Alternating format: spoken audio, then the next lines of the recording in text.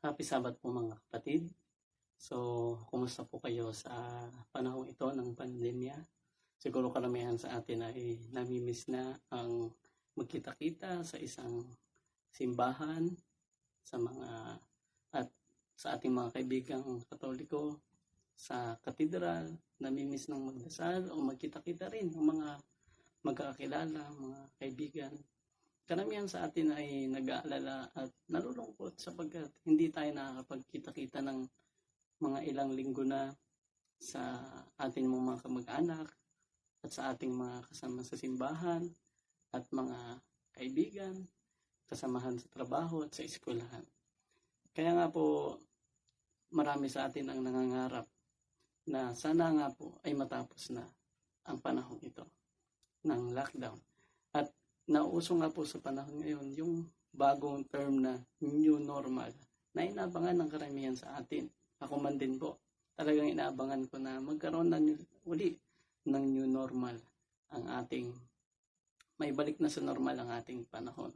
Pero yun nga po, patuloy lang po tayo sa ating buhay.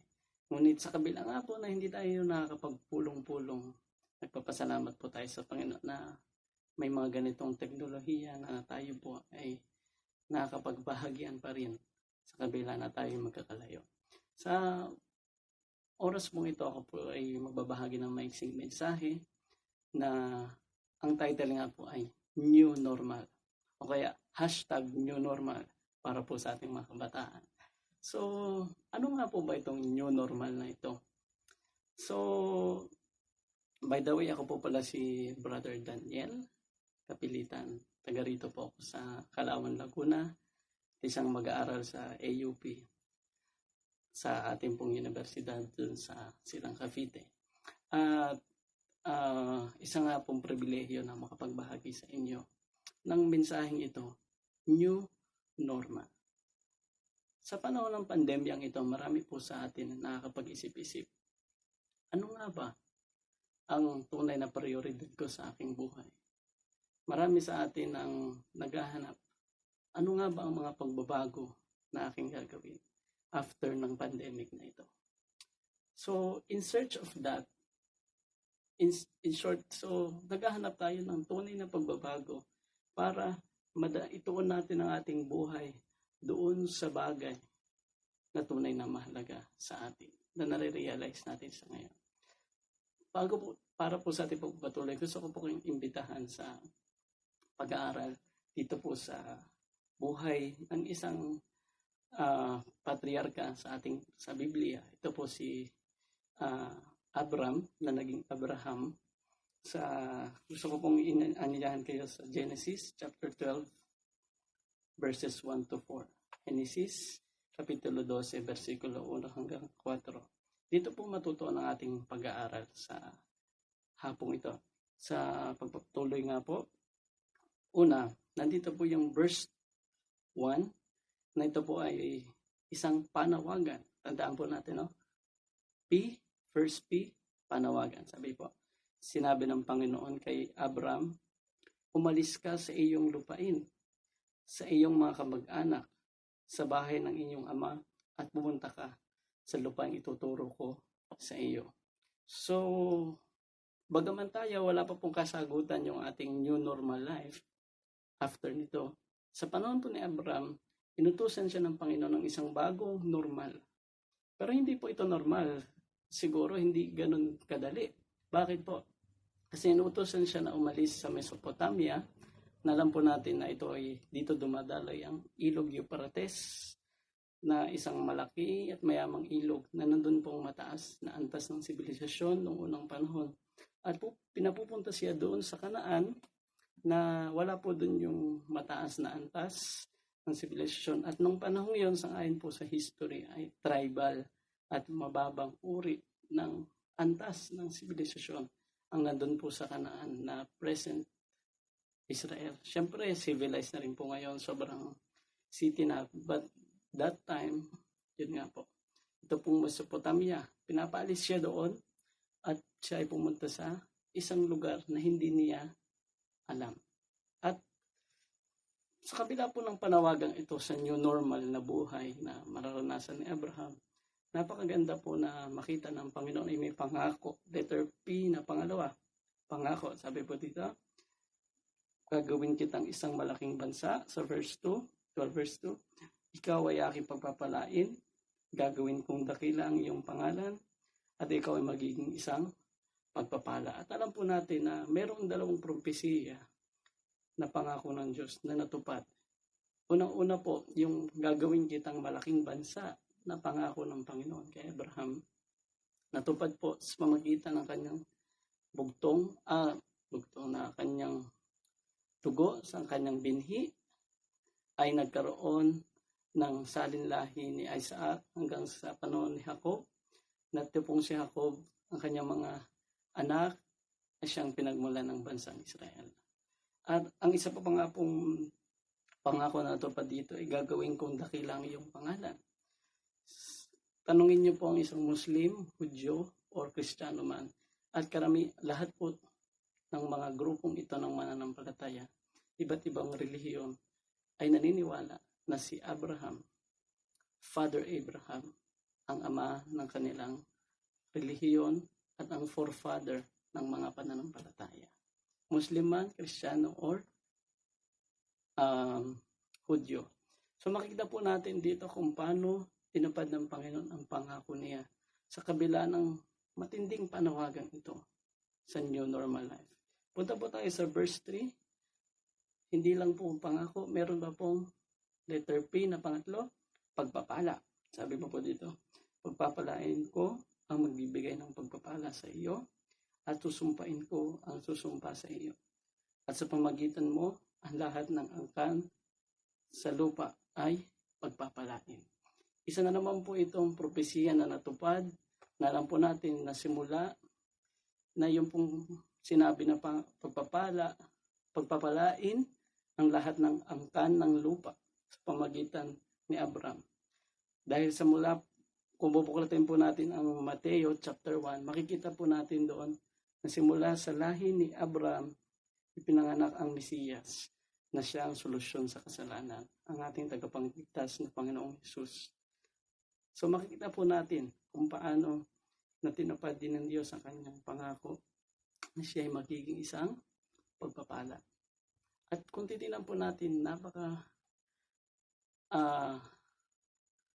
bilis tumugon nitong si Abraham.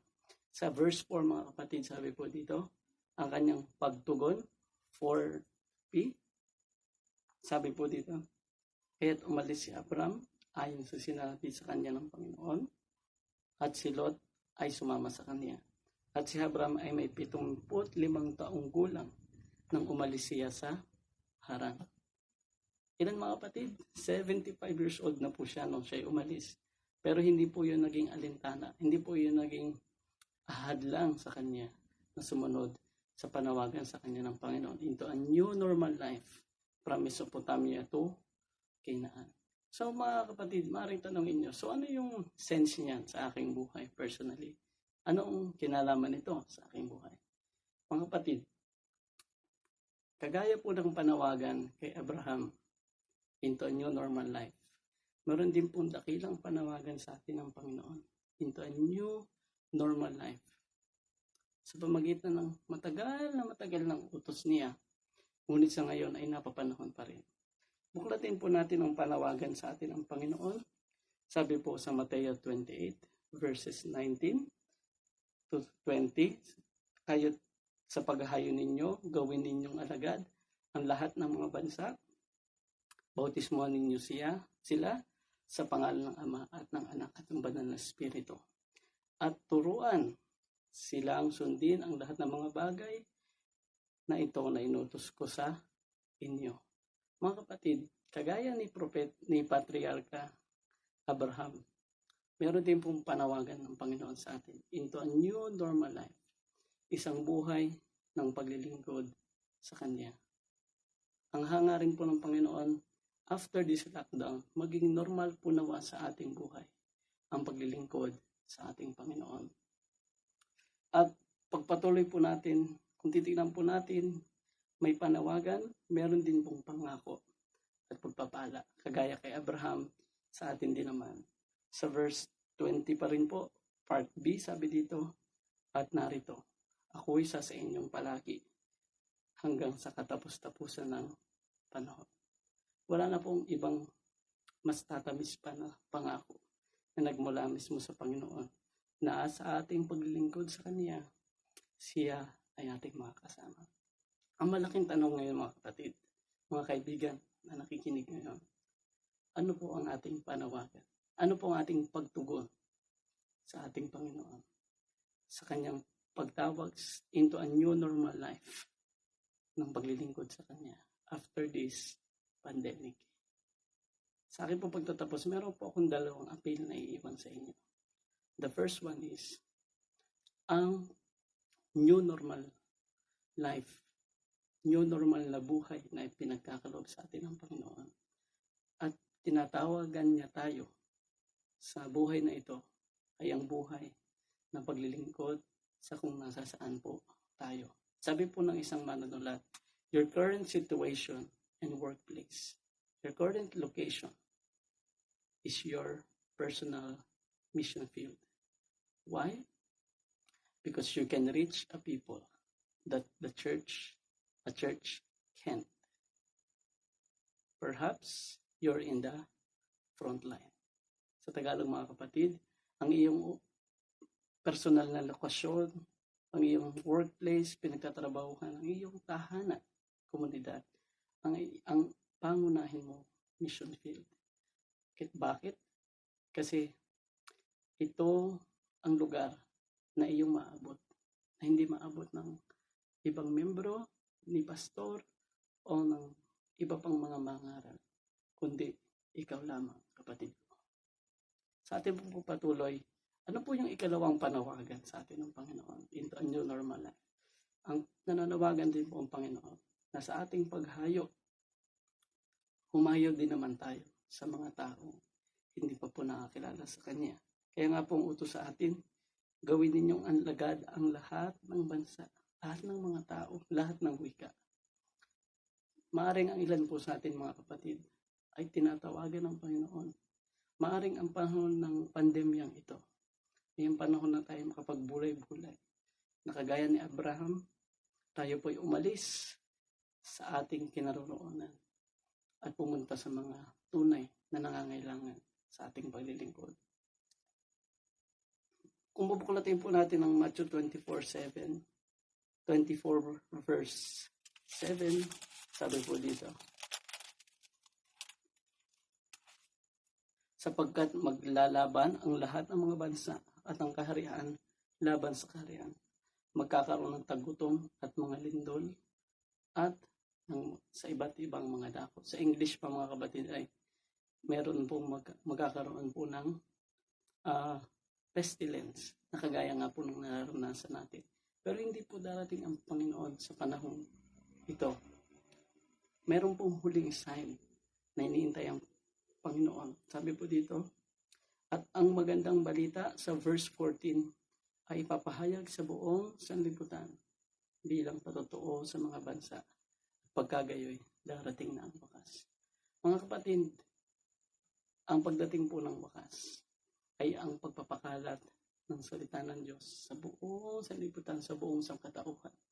Ang malungkot nito mga kapatid, meron po akong recent research sa Joshua Project.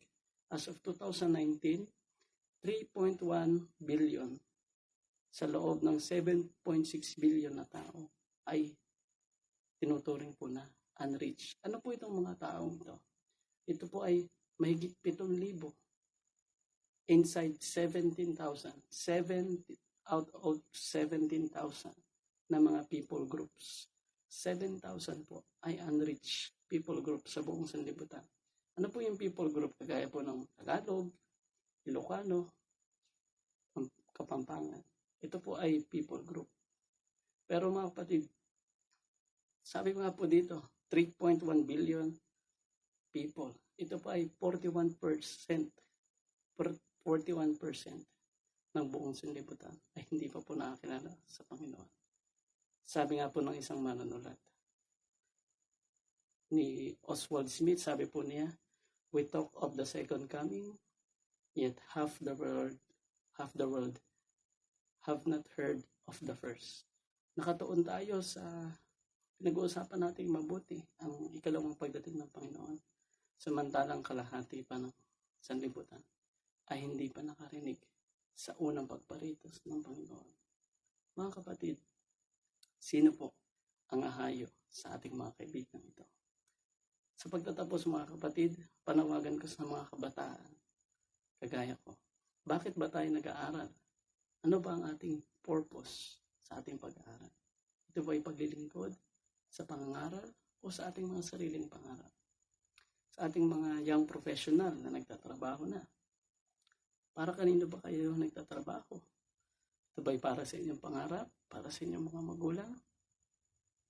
Hindi ba nananawagan din naman ang Panginoon na tayo din naman ay humayo sa mga hindi pa nakakilala sa Kanya upang pabalitaan sa ating mga magulang para po kanino tayo nabubuhay?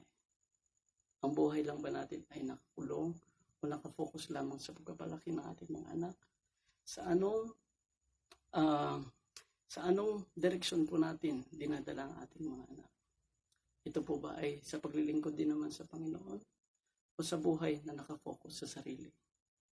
At sa ating mga mangangaral, mga manggagawang full-time, ano pa po ang masigit pa natin maiaambag sa gawain ng Panginoon upang ito ay maipangalap na?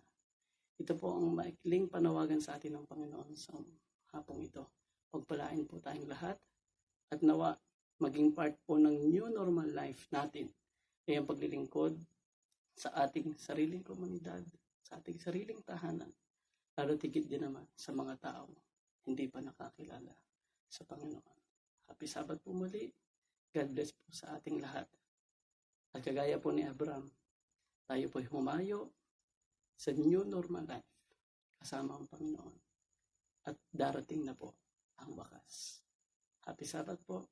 God bless po sa ating lahat.